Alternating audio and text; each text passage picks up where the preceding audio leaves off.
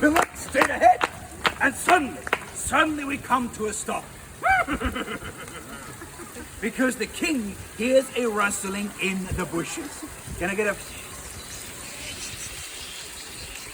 Now, we don't know what's inside that bush, yeah? But the king does. He was there. Let's ask him.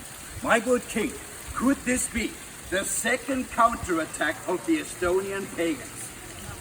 Of course not. Could it be an evil spirit? No, of course not. But then the king gets this cold fear in his stomach, which starts bubbling and rising up.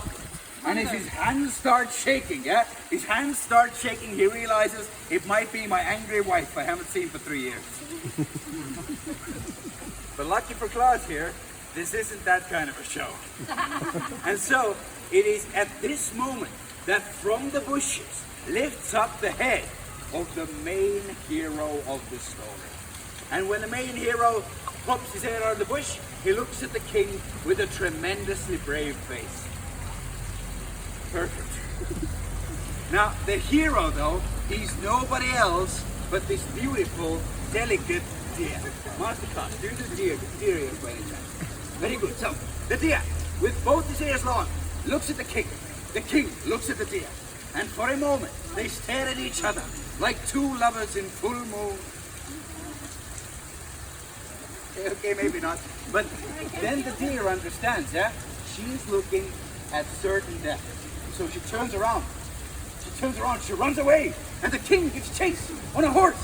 So a wild hunt begins in these newly conquered lands, where the deer goes in front and the king is kind of indecisive, but then decides to get a move on. And all of this is happening in slow motion, so you can really get the detail. But eventually, the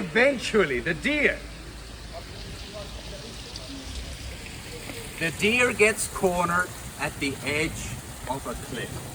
And this is where you all say, ooh. Oh. Now the deer looks down, yeah? This is a long fall. You really don't want to take it. But you look at the king, and you see an angry face there, with teeth.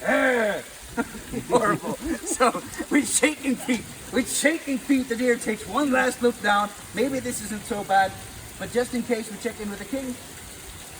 Yep, not much improvement there. And it is at this moment that the deer decides to jump head first down into the cliffs below. Thank you for not doing it exactly as I said.